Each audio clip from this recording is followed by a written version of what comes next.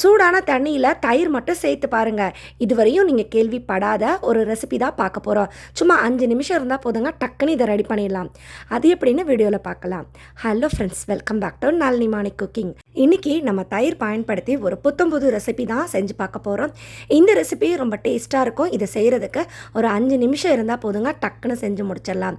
இந்த ரெசிபி எப்படி செய்யலான்னு வீடியோவில் போய் பார்க்கலாங்க. இதுக்கு தேவை 1 கப் அளவு தயிர் எடுத்திருக்கேன். நல்லா புளிப்பில்லாத திக்கான கெட்டி தயிர் எடுத்துக்கோங்க. தயிரை நல்லா இந்த மாதிரி ஸ்பூன் பயன்படுத்தி இல்லை ஃபோர்க் பயன்படுத்தி மிக்ஸ் பண்ணி எடுத்துக்கோங்க. நல்லா பீட் பண்ணி எடுக்கும்போது இந்த தயிர் நமக்கு திக்கான இது போல் ஸ்மூத்தான க்ரீம் போல் கிடைக்குங்க. இந்த மாதிரி நல்லா பீட் பண்ணி தயிரை ரெடி பண்ணி வச்சுக்கோங்க. இப்போ அடுப்பில் ஒரு கடாய் வச்சுக்கலாம். ஒரு 3/4 டம்ளர் அளவுக்கு குடிக்கிற தண்ணியை இந்த பாத்திரத்தில் சேர்த்துக்கோங்க. இப்போ நம்ம அடுப்பை ஆன் பண்ணிக்கலாங்க. இந்த தண்ணியை சூடு பண்ணலாம். இந்த தண்ணி நல்லா சூடு ஏறி இது மாதிரி கொதிச்சு வரணும். நல்லா கொதிச்சு வர்ற சமயத்தில் நம்ம பீட் பண்ணி வச்சுருக்கிற தயிரை இதில் கொஞ்சம் கொஞ்சமாக விடுங்க. இப்போ செய்யும்போது அடுப்பை லோ ஃப்ளேமில் வச்சுட்டு தயிரை இந்த சூடு தண்ணியில் சேர்த்துக்கோங்க. வீடியோவை ஃபுல்லாக பாருங்கள். பார்த்துட்டு இந்த ஐடியா உங்களுக்கு பிடிச்சிருந்ததுன்னா வீடியோக்கு ஒரு லைக் கொடுங்கங்க. நான் தயிரெல்லாம் சேர்த்த பிறகு இதில் 1 கப் தயிருக்கு 1/2 கப் அளவு பொட்டுக்கடலை சேர்த்துக்கிறேன். 4-5 போல் பச்சை மிளகாய், பெரிய சைஸ் வெங்காயத்தில் பாதி வெங்காயத்தை ஸ்லைஸ் பண்ணி சேர்த்துருக்கேன்.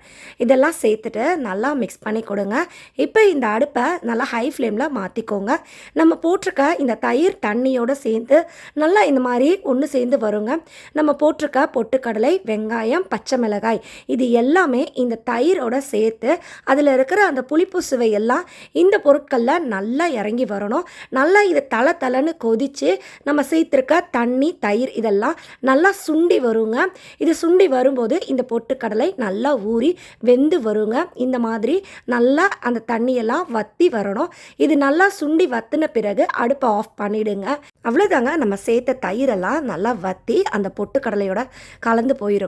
இது நல்லா ஆறணும். இது நல்லா ஆறி சூடு குறைஞ்ச பிறகு ஒரு மிக்ஸி ஜார் எடுத்துக்கோங்க.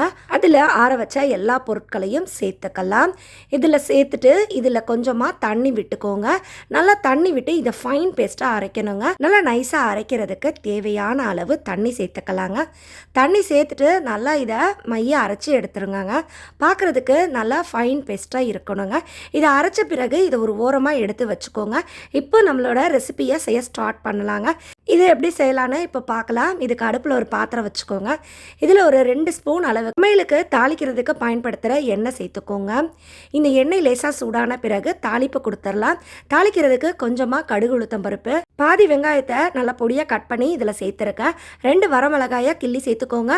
கொஞ்சமாக கருவேப்பிலை இலைகள் சேர்த்து இதை நல்லா வதக்கிக்கோங்க. வெங்காயம் லேசாக கண்ணாடி பதம் வர வரைக்கும் வதக்கிக்கலாங்க. இது நல்லா வதங்கின பிறகு உங்களுக்கு விருப்பமான காய்கறிகளை இதில் நீங்கள் சேர்த்துக்கலாம். நான் என்கிட்ட இருக்கிற இந்த காய்கறிகள் சேர்த்துருக்கேங்க. கேரட், உருளைக்கிழங்கு, கத்திரிக்காய் சேர்த்துருக்கேன். நீங்கள் இதில் எந்த விதமான காய்கறினாலும் பயன்படுத்தலாம். இதெல்லாம் சேர்த்துட்டு நல்லா மிக்ஸ் பண்ணி கொடுத்துக்கோங்க. இது நம்ம தண்ணி எதுவும் ஊற்றி வேக வைக்க தேவையில்லை. கொஞ்சமாக உப்பு போட்டு நல்லா கலந்துட்டு தட்டு போட்டு மூடி வைங்க. அந்த தட்டோட வேர்வை தண்ணியிலேயே இந்த காய் நல்லா வெந்து வரும். இந்த காய் நல்லா வெந்த பிறகு இதுக்கு தேவையான மசாலா பொடிகள் சேர்த்துக்கலாம். இது சேர்க்கறதுக்கு ரொம்ப சிம்பிளான மசாலா பொடி தாங்க. 1/4 ஸ்பூன் மஞ்சத்தூள், 2 பிஞ்ச் அளவு பெருங்காயத்தூள், 1 ஸ்பூன் அளவுக்கு சாம்பார் பொடி சேர்த்துருக்கேன். இதெல்லாம் சேர்த்துட்டு நல்லா கலந்து விட்டுருங்க. கலந்து விட்ட பிறகு இதில் கூட நம்ம அரைச்சி வச்சிருக்கிற தயிரில் ஊறின அந்த பொட்டுக்கடலை விழுத இதில் சேர்த்துக்கோங்க. இந்த பொட்டுக்கடலை தயிர் கலந்த இந்த விழுது நல்லா திக்காக இருக்கும். அதனால இதில் நம்ம தண்ணி எக்ஸ்ட்ரா ஆட் பண்ணணும். ஏன்னா இந்த குழம்பு நல்லா கொதித்த பிறகு அடுப்பில் இருந்து இறக்குன பிறகு கட்டியாக வாய்ப்பு இருக்குது. அதனால தண்ணி நல்லா எக்ஸ்ட்ரா சேர்த்துக்கோங்க. நான் ஒரு 3 டம்ளர் அளவுக்கு தண்ணி சேர்த்துருக்கேங்க. தயிரும் பொட்டுக்கடலையும் இருந்தால் போதுங்க. டக்குன்னு 5 நிமிஷத்தில் இந்த சாம்பாரை ரெடி பண்ணலாம். பருப்பு போடாமல், தக்காளி போடாமல், புளி ஊற்றாமல் இப்படியும் சாம்பார் செய்யலாங்க. இந்த ஐடியா உங்களுக்கு பிடிச்சிருந்ததுன்னா வீடியோவை உங்கள் ஃப்ரெண்ட் அண்ட் ரிலேட்டிவ் கூட ஷேர் பண்ணிக்கோங்க. அவங்களும் தெரிஞ்சுக்கட்டும். இப்போ இந்த குழம்புக்கு தேவையான அளவு உப்புத்தூள் சேர்த்துட்டு இது நல்லா கொதிக்க விட போகிறேன். நல்லா கொதித்த பிறகு ஒரு 2 கொதி விட்டுட்டு நான் அடுப்பை ஆஃப் பண்ணிவிடுவேன். டக்குன்னு செய்யலாங்க. நம்ம வீட்டில் பருப்பு சடனாக காலி ஆகிடுச்சினாலோ இல்லை தக்காளி புளி சேர்க்கக்கூடாதுனாலோ இந்த மெத்தடில் கூட நீங்கள் சாம்பார் செய்யலாம். இது ரொம்ப ஈஸியான ரெசிபி. இது இட்லி, தோசை, ஏன் சாப்பாட்டு கூட இந்த சாம்பார் ரொம்ப சுவை சுவையாக இருக்கும். இதில் பருப்பு போடலைன்னு நீங்கள் சொன்னால் யாரும் நம்பவே மாட்டாங்க. அந்தளவு பருப்போட சுவையிலேயே இந்த சாம்பார் இருக்கும்.